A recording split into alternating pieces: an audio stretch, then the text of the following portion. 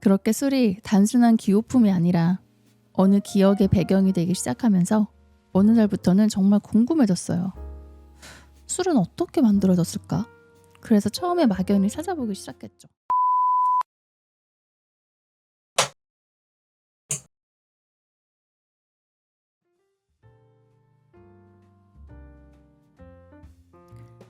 하루가 끝나고 아이들이 잠든 밤이면 그제서야 조금 늦은 혼자만의 시간이 시작돼요.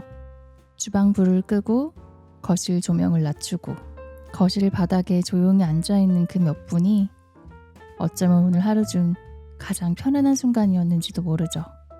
딱히 뭘 하진 않아요. 휴대폰을 들여다보다가 그냥 TV 화면을 켜두기도 하고, 가끔은 멍하니 있다가 괜히 책장에 꽂힌 책을 다시 꺼내보는 날도 있어요. 그런 시간들이 반복되다 보면 이런 생각이 들더라고요. 내가 나로 있는 시간은 하루에 몇 분이나 될까? 누군가를 위해서 움직이고 뭔가를 해내야 하는 시간 말고 그냥 내가 좋아서 하는 시간. 아무런 생산성도 없고 누가 알아주지 않아도 괜찮은 시간. 어쩌면 그걸 우리는 취미라고 부르는 걸지도 모르겠어요. 꼭 대단한 게 아니어도 좋아요. 누구에게 보여주려고 하는 게 아니라 그냥 내가 좋아서 하는 일들. 그런 게 하루 끝에 있으면 조금 덜 허전하고 덜 지치는 것 같더라고요. 여기는 술미로운 밤, 저는 술미입니다. 오늘의 주제는 나를 채우는 시간들입니다. 오늘은 제가 평소에 좋아하는 것들, 조금 오래 함께해온 취미들에 대한 이야기를 나눠보려고 해요. 그 시간들이 쌓이며 나를 어떻게 바꿔왔는지, 그리고 여러분은 어떤 시간으로 자신을 채우고 계신지도 조심스레 물어보고 싶은 밤입니다. 요즘은 책을 읽는 속도가 예전보다 느려졌어요. 한때는 서점에서 신간을 사서 하루 이틀 만에 다 읽고 책장에 또 또박또박 꽂아두는 게 작은 성취 같았거든요. 근데 지금은 한 권을 몇 주에 걸쳐 읽을 때도 있고, 심지어 읽고 있던 책을 깜빡하고 몇 달 만에 다시 펼치는 때도 있어요. 단순히 바빠서만 그런 건 아닌 것 같아요.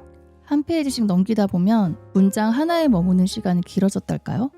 그 문장이 내 얘기 같기도 하고 아직 잘 이해하지 못한 감정 같기도 해서요. 책을 덮은 뒤에도 멍하니 생각이 맴도는 그런 문장. 요즘은 그런 문장을 하나 만나는 게 더 중요해졌어요. 제가 그랬던 책 중에 하나가 파울로 코엘료의 연금술사예요. 솔직히 처음 읽었을 땐 잘 몰랐어요. 좀 유치하고 동화 같고 진부하게만 느껴졌달까요? 사실 파울로 코엘료의 다른 책을 먼저 읽었었는데 그땐 그 책이 주는 충격이 너무 커서 연금술사에 대한 기대가 높았던 것 같아요. 그렇게 조금은 실망하면서 읽었던 게 연금술사와의 첫 만남이었죠.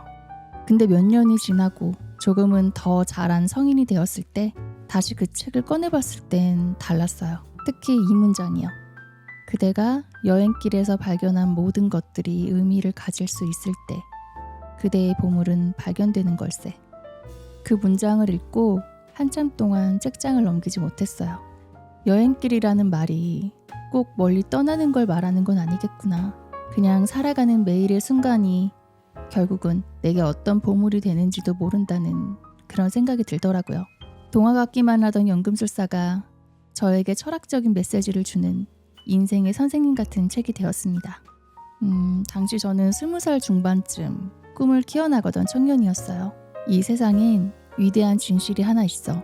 무언가를 온 마음을 다해 원한다면 반드시 그렇게 된다는 거야. 저는 이 문장 덕분에 제 꿈을 이루기 위해 노력하고 온 마음을 다했어요.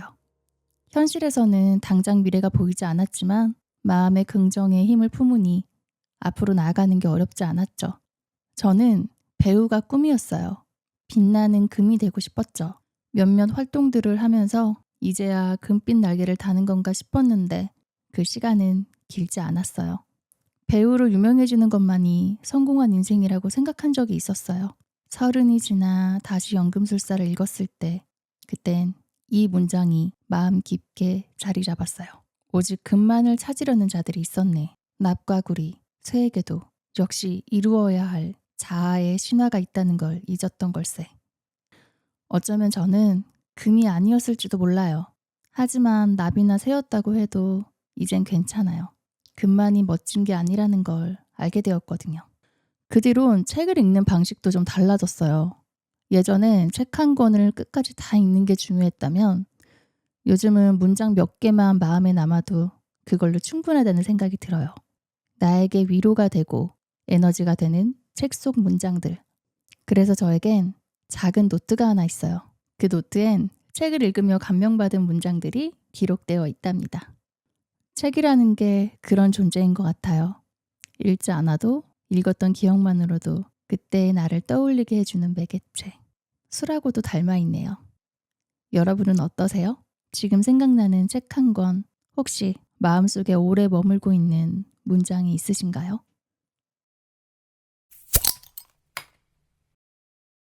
저한텐 그림 그리는 취미도 하나 있어요. 유화라는 걸 처음 접했을 때, 이건 나랑 안 맞겠다. 이런 생각이 먼저 들었어요. 붓도 낯설고, 물감 냄새도 익숙하지 않고, 무엇보다 손이 느린 제가 그리기엔 조금 벅차 보였거든요. 제가 성격이 조금은 급한 편인데, 근데 이상하게 그 느린 과정이 좋더라고요. 물감을 짜고, 붓에 섞어보고, 캔버스 위에 아주 천천히 첫 색을 얻는 그 감각이 어느 순간 마음을 내려앉히는 시간처럼 느껴지더라고요. 유화는 한 번에 완성되지 않아요. 덧칠하고 말리고 또 다시 붓질하고 또 말리고. 서두르면 오히려 망치기 쉬운 매체라서 늘 천천히 기다려야 돼요. 그리고 그 기다림 속에서 괜히 내 마음도 같이 정리가 되더라고요. 하루 종일 복잡했던 일이나 뭐가 그렇게 서운했는지도 모를 감정들이 붓질을 따라 천천히 풀리는 느낌이랄까요? 그림을 그릴 땐 말이 줄어요. 배경음악도 잘 안 틀게 되고요. 그냥 물감 소리, 붓이 캔버스를 스치는 소리, 조용한 공기 속에서 혼자 있는 그 시간이 좋아요. 내가 그리는 그림이 누구한테 보여줄 것도 아니고 전시할 것도 아닌데 왜 그렇게 집중하게 되는지 모르겠어요. 한 번은 그림을 그리다가 한참을 멈춰서서 본 적이 있어요. 무엇을 그릴지보다 왜 이 색을 고르게 되었을까 이런 생각을 하게 되더라고요. 그날따라 제가 짙은 색을 계속 쓰고 있더라고요. 근데 곰곰이 생각해 보니 그날 마음이 조금 무거웠던 거예요. 그림이라는 게 참 그렇더라고요. 의도하지 않아도 지금의 나를 자꾸 드러내요. 그 후로는 그림을 그리는 게 단순한 취미를 넘어서 하나의 작은 대화가 됐어요. 오늘 난 어떤 마음일까? 오늘 내 안에서 어떤 색이 가장 많이 떠오를까? 그렇게 완성한 그림들은 책상 옆에 조용히 걸어두거나 서랍 깊숙이 넣어두기도 해요. 누군가에게 보여주기보단 그날의 나와 마주했던 흔적처럼 남겨두는 거죠. 완성된 그림이 예쁘지 않아도 괜찮아요. 오히려 조금 어설프고 엉성할 때 이때 좀 지쳐 있었구나. 그 순간의 감정이 더 진하게 남는 것 같아요. 여러분은 어때요?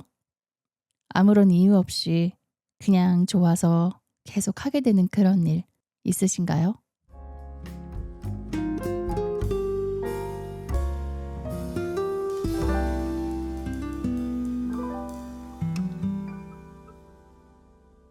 혼자 영화를 볼 때가 있어요. 극장에 가는 것도 아니고 가족들과 함께 보는 것도 아니고 그냥 정말 저 혼자 밤에 소파에 앉아서 영화를 틀어놓는 날이요. 그런 날엔 굳이 뭘 보고 싶다는 생각보다 그냥 감정을 정리하고 싶은 마음이 더 커요. 그래서 자연스럽게 손이 가는 영화들이 있죠. 한 번 이상 본 영화들, 이미 결말을 알고 있어도 다시 보고 싶은 이야기들. 저한텐 그런 영화 중 하나가 조제 호랑이 그리고 물고기들이에요.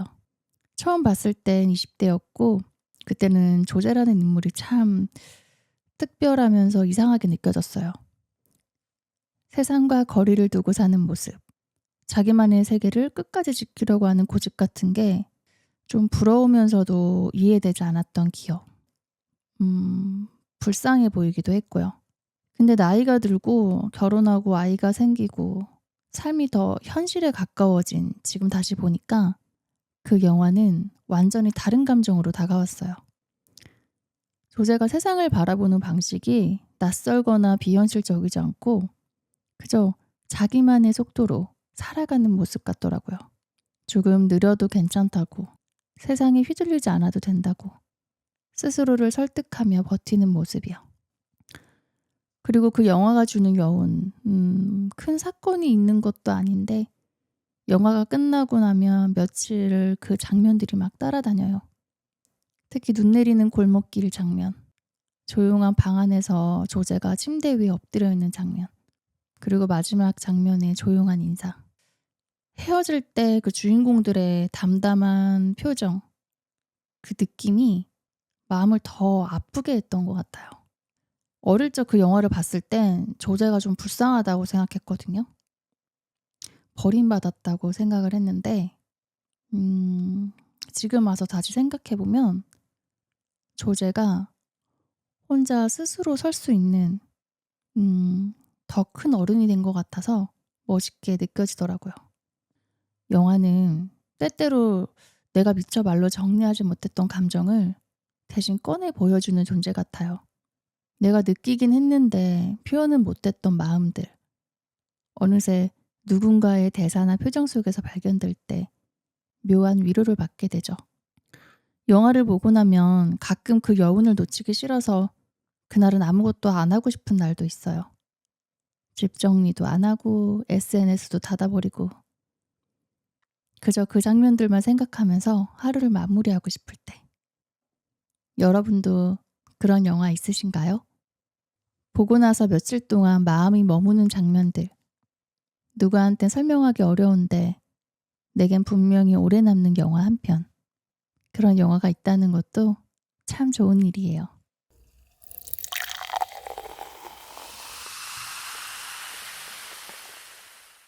어릴 땐 술이 그냥 어른들이 마시는 무언가였어요. 식사 자리에 따라붙는 풍경 같기도 하고 때론 목소리가 높아지거나 감정이 왠지 복잡해지는 그런 시간의 상징 같기도 했죠. 근데 20살이 지나고 처음으로 나의 술을 마시게 되었을 때 그때는 그저 쓰다는 느낌뿐 달지도 않고 맛있지도 않고 근데 사람들이 이걸 왜 이렇게 즐기는 걸까 마냥 궁금했던 시절이 있었죠.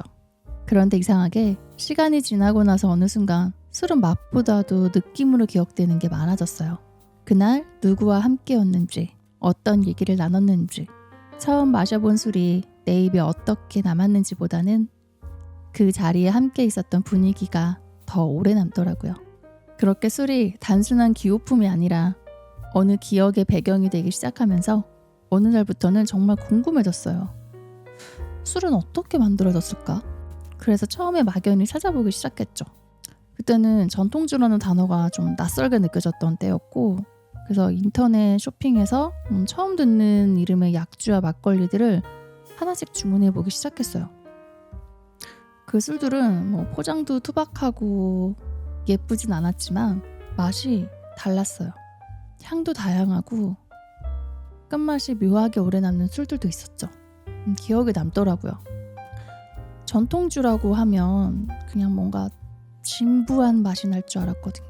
그래서 알고 싶어졌어요. 전통주를 본격적으로 공부해야겠다고 마음먹은 건 어쩌면 그 술들이 가진 태도 때문이었을지도 몰라요.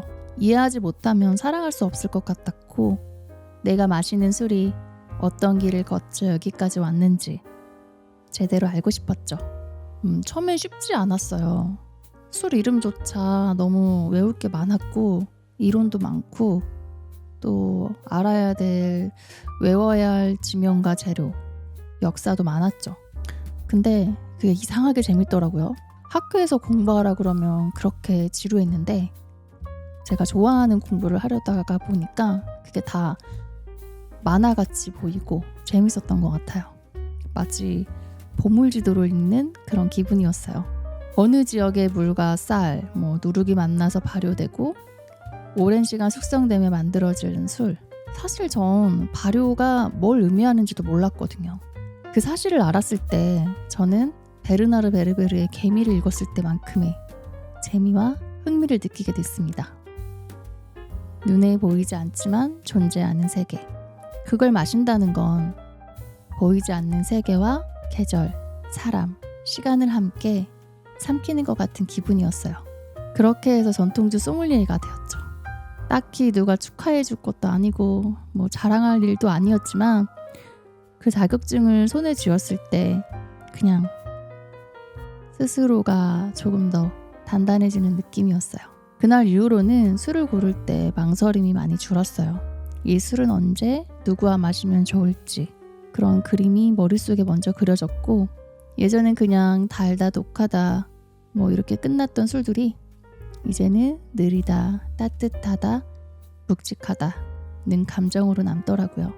전통주는 마시는 술이기도 하지만 어쩌면 이야기를 듣는 술 같아요. 어디에서 왔는지, 왜 이렇게 만들어졌는지, 누가 지켜왔고 지금은 어떤 방식으로 이어지는지, 그걸 알게 되면 술맛이 정말 달라져요. 와인이나 위스키 같은 경우도 그런 이야기를 많이 나누잖아요. 요즘은 병을 수집하거나 병을 모아두는 것도 좋아해요. 예전엔 마신 병은 그냥 버렸는데 지금은 예쁜 라벨이 붙은 전통주 빈병은 조심스럽게 닦아서 진열장 한쪽에 올려둬요. 그게 나만의 기록처럼 느껴지더라고요. 어느 계절에 어떤 마음으로 마셨는지 그 순간의 나를 남겨두는 기분이랄까요? 여러분은 어떤 취미를 그렇게 파고든 적 있으신가요? 남편이 사진을 취미로 처음 시작했을 때가 생각나요. 그때만 해도 이게 오래 갈까 싶었죠. 한 번은 카메라를 들고 나간 뒤로는 매주, 아니 거의 매일 무언가를 찍더라고요. 처음엔 집 앞 고양이, 하늘, 나무, 아이들, 뭔가 특별한 걸 찍는 게 아니라 일상 속의 아주 사소한 것들이었는데 그걸 찍을 땐 눈빛이 바뀌어 있더라고요. 어느 날은 오늘 노을색이 진짜 묘했어. 말로 설명이 안 돼. 하면서 흥분하고 돌아왔고, 어떤 날은 그냥 눌렀을 뿐인데 사진이 살아있는 것 같았어. 하면서 조용히 웃더라고요. 그 모습을 보면서 문득 그런 생각이 들었어요. 아, 취미가 잘한다는 건 저런 모습이구나. 누가 시켜서 하는 것도 아니고 보여주기 위해 하는 것도 아니고 그냥 그 일이 좋으니까. 그래서 자꾸 시간을 쓰게 되는 거죠. 그러다 보면 그 일은 점점 자기 안에서 소중한 무언가가 되어가요. 카메라 장비가 하나둘 늘어나고 사진 보정 프로그램을 스스로 공부하고 나중엔 사진전을 기웃거리더니 진짜로 작가가 되어버렸어요. 물론 그건 누구에게나 주어진 결과는 아니겠지만 전 이 말은 꼭 하고 싶어요. 남편이 사진작가가 되기 전에도 이미 그는 사진을 진심으로 하고 있었어요. 그 모습이 좋았고 한편으론 부럽기도 했죠. 가끔은 누군가의 취미 이야기를 들을 때 우리의 취미도 함께 자라는 것 같아요. 특히 좋아하는 사람의 진심이 담긴 취미라면 더 그렇죠. 여러분은 어떠세요? 누군가의 취미가 내 안에 잊고 있었던 열정을 건드렸던 순간 혹시 있으셨나요?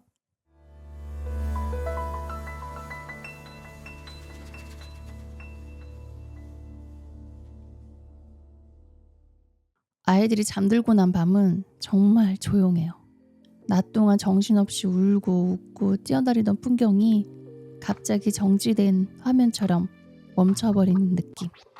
그때부터 하루의 속도가 완전히 달라져요.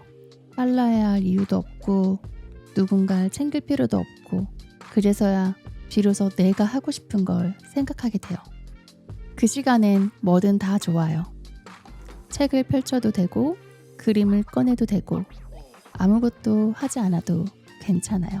그런데 이상하게 손이 자주 가는 건 늘 익숙한 것들이에요. 예전에 읽다만 책 한 구절, 마르지 않은 물감이 남은 팔레트, 아이 사진이 저장된 폴더를 다시 들춰보는 일. 그렇게 시작된 짧은 루틴은 하루에 단 30분일 때도 있고 가끔은 1시간을 넘기기도 해요. 그 시간엔 결과물은 중요하지 않아요. 그걸 하고 있다는 사실, 그 자체가 마음을 단단하게 만들어주니까요. 가끔은 누군가에게 방해받지 않는다는 게 얼마나 고마운 일인지 새삼 느껴져요. 그건 아이를 키우는 부모라면 다 아시겠죠.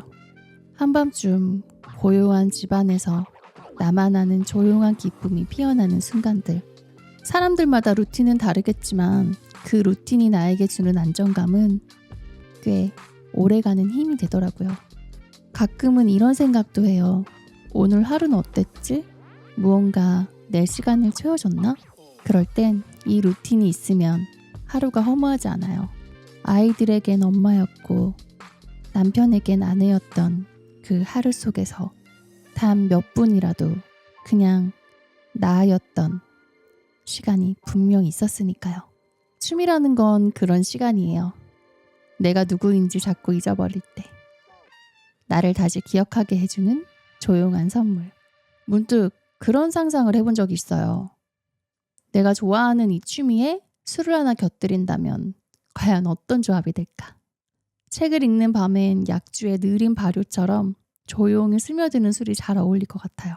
강한 도수보다는 은은한 향, 단맛보다는 오래 남는 여운. 그렇게 한 모금 머금은 채로 책장을 넘기면 글자가 아니라 기분이 읽히는 날도 있죠. 그림을 그리는 시간엔 막걸리의 투박하고 진한 감촉이 어울려요.